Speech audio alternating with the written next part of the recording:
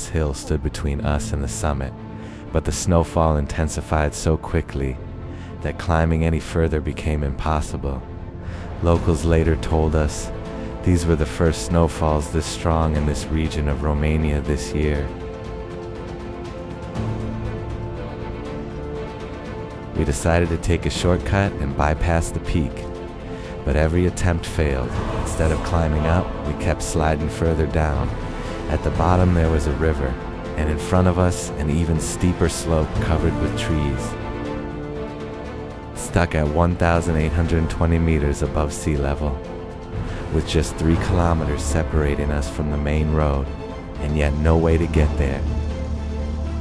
The snow was falling thicker by the minute. We'd made it to this point, but then one of the Can-Ams threw a tire. From that moment on, our chances of escape were fading fast.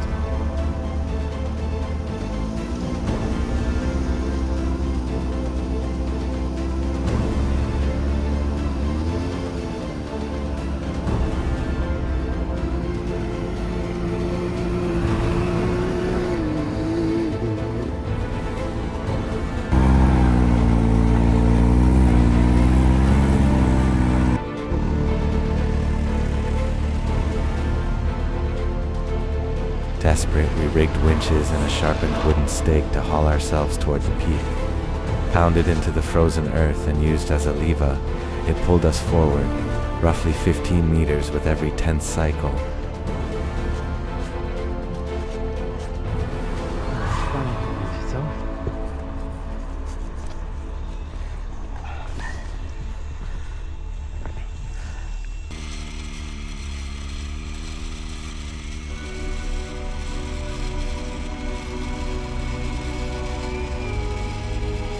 We repeated this winching operation nearly 15 times, until the wooden pole finally snapped. We were only about 50 meters from the top. You'll see it in part 3. With no way forward, we returned to the vehicles and waited for rescue. 2 rescue teams tried to reach us. First, 2 X3 South. They had to turn back. Second, a Jeep Wrangler Rubicon, also defeated by the mountain. At around 9 p.m., we called 112. Mountain rescue and forest rangers were on their way, on foot.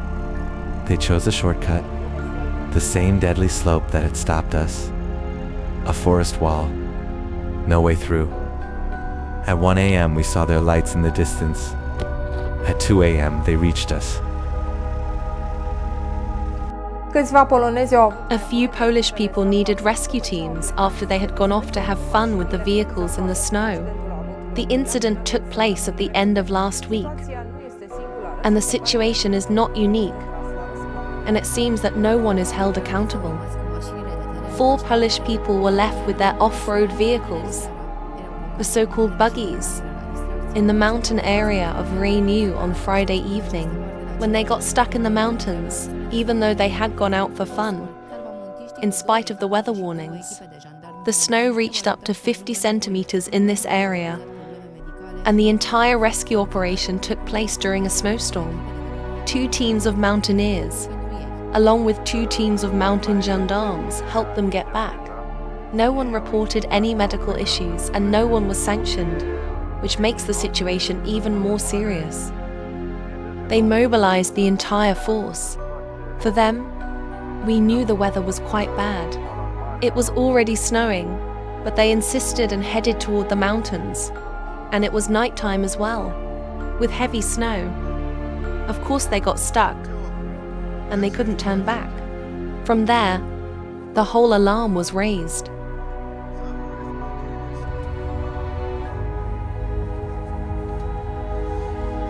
Gregory, jedziemy, co? W końcu.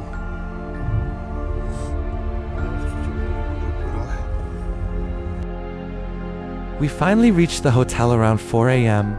From here, we want to give our deepest thanks to all the rescue teams for their unwavering courage and relentless effort. In the face of the storm, in the dead of night, you came for us. Because of you, we made it through. Your bravery and dedication will never be forgotten. Thank you so much for watching. If you enjoyed this adventure, don't forget to hit the like button and subscribe to follow our journey. Get ready for part 3. It's going to be an epic ride, packed with extreme driving and breathtaking shots, as we return to rescue the abandoned X3 South. You won't want to miss it.